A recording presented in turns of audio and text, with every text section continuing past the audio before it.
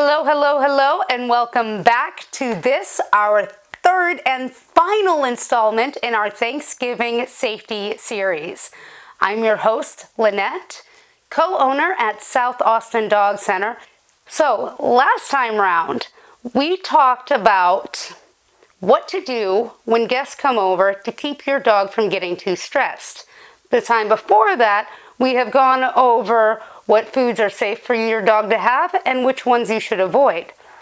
But what happens if you're not staying at home?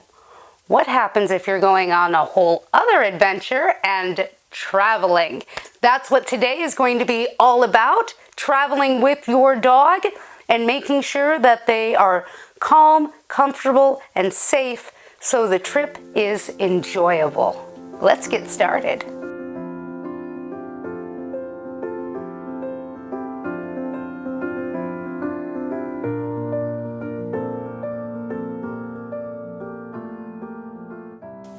I have traveled fairly extensively with my own personal dogs, from Montana to Michigan, from Michigan to Tennessee, Tennessee back to Michigan, Michigan down to Texas several times. So what I'm going to show you are things that I take with me.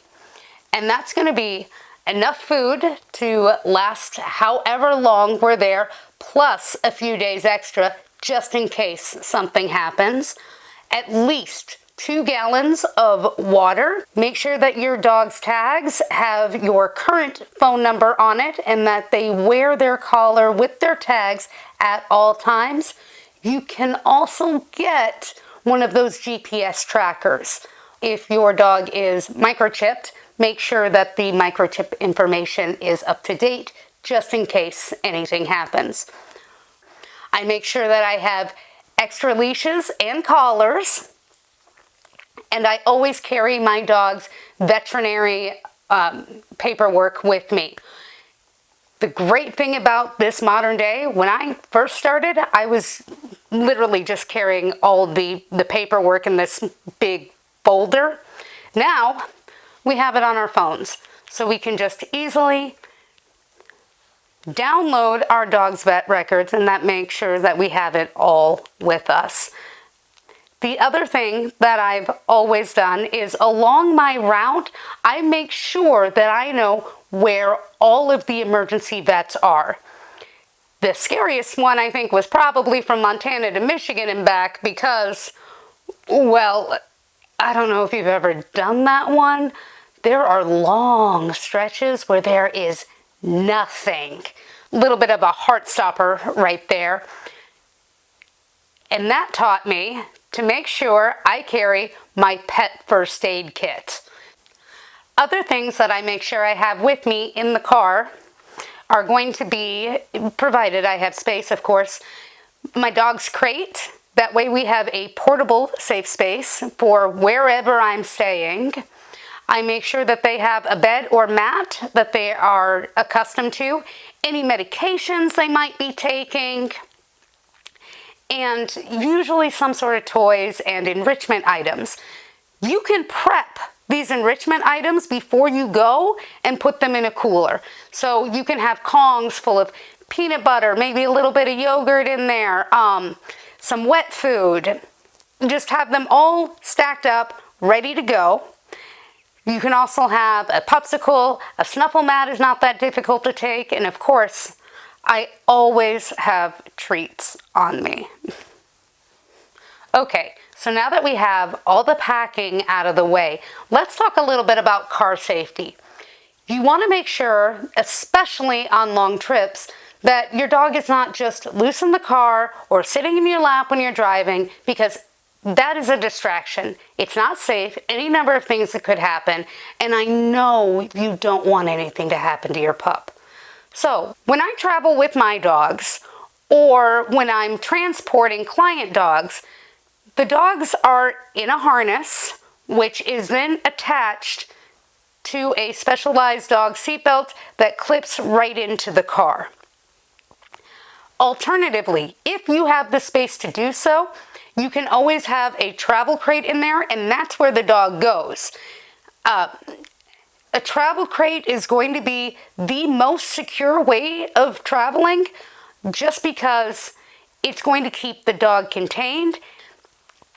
The other thing that I do when I'm driving is roughly every 2 hours or so, I will stop, let the dog stretch their legs, give them a little bit of water, and make sure that they get to visit the grass patch. So automatically, depending on how far I'm going, like going up to Michigan, it's a 17-hour drive. Yeah, it took me 25 hours because I was stopping every 2 hours and giving my dogs at least 15 to 20 minutes just so they could sniff around, and that helped keep the anxiety down and all of us kind of chill and relaxed, thank goodness. I do take a long line when I stop off at rest stops. I don't let any dogs greet each other on leash, but on that long line, they can have maybe just a little bit more freedom than a regular leash provides. I do not recommend, especially when you're traveling, using a retractable leash, because it would be the absolute worst time for it to fail if it did.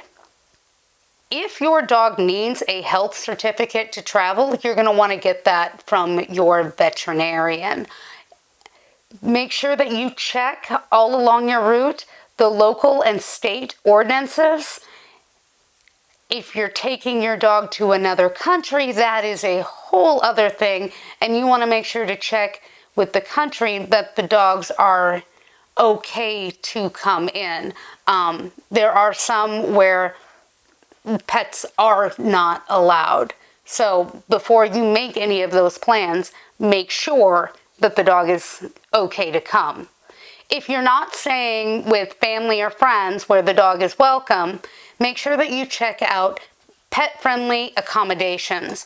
It makes it really, really easy. You just Google it. So your city pet-friendly accommodations, make sure if it's a hotel or an Airbnb, you contact the people in charge and make sure that it's okay for your dog to be there. Sometimes, websites fall behind, they might have an old policy on, so don't just rely on something that you read. Actually talk to somebody, whether it's through email or a phone call.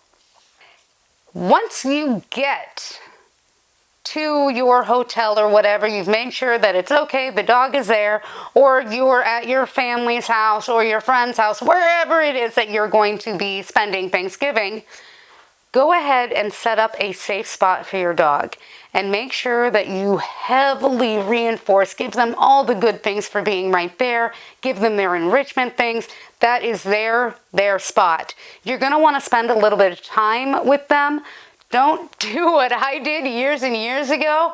I actually left Casey with a friend over Thanksgiving, got 9 hours away, and then got a call and he said, I can't do this. So my brothers ended up bringing Casey down to me, but we had plans. And so Casey got to see me for like maybe 10 minutes, and then she was locked in a bathroom, and I am so incredibly sorry. But yeah, we ended up having to fix the door right in front of it because she tried to dig out. She just panicked, and I mean, it was fair. It was totally fair. She was only 9 months old at the time. She was still a baby. Okay. So far, I've covered driving with your dogs, but what happens if you're flying? For this, you're going to want to contact the airline and see what their requirements are. Most of the time, the dog rides in the cabin with you, especially small dogs. Large dogs might be a little bit more of a thing, depending. Some airlines do not allow pets to ride in cargo. Other ones do. So you're going to want to make sure that you check all of that out and whether or not it's actually a good idea to fly with your dog. If you are flying, you need an airline-approved crate for your dog to be in. Typically, those are the hard plastic ones with the wire doors. What I do is on top of it, I will put a copy of my dog's vaccination records just to show that, you know, they've had their rabies, they've had everything. If I need a health certificate from the vet, that also goes on top. I make sure that my dog's name is on there, and then my name, my contact information, and an emergency contact just in case. But again, you're gonna wanna check with the airline. You're gonna wanna make sure that you arrive early, give your dog a chance to go out, go potty, do all of those things before they have to go in their crate. If your dog doesn't shred stuff up, if they're not anxious about being in a crate, again, check with the airline. You could potentially put in a bed or a toy, some sort of enrichment item for them to do. But again, check with the airline. Some of them don't want the hassle. They don't allow anything inside the crate. I also take a couple of days worth of food, just in case, and I will tape that to the top of the crate also. And you want to make sure that you have a water bowl attached to the front of the crate so that whatever attendants are there can put in ice chips or water to keep your dog hydrated. The other thing, if you are flying with your dog, I would say, and double check with your vet on this, definitely, but I would say go ahead and fast them. That way they don't get stressed out, have an accident, or end up vomiting during the trip. Some dogs do get a little bit sick, and it's not their fault. Just dial back on the food so their stomach doesn't get upset. The other thing, again, if your dog is anxious with traveling, discuss with your vet travel aids, calming supplements, whether or not something like DAP, which is a pheromone diffuser, would help, CBD treats. Discuss all this with your vet. And it might just be, if your dog has a higher level of anxiety, some short-term anti-anxiety medication might be best. Speaking of which, we are just about a month and a half out for New Year's, and if your dog is afraid of fireworks, it might not be a bad idea to have some of that on hand anyways.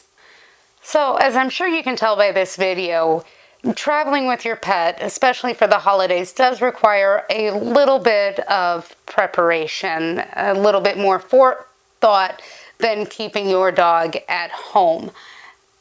But you know what? A lot of times, it's really worth it to have your dog there, especially when they are welcomed, and especially if your dog loves your family and friends.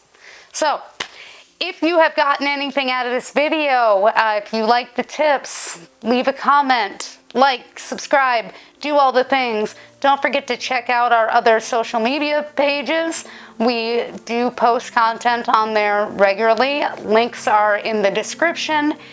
And everybody, have a safe and happy Thanksgiving. We'll see you for our Christmas series. Bye.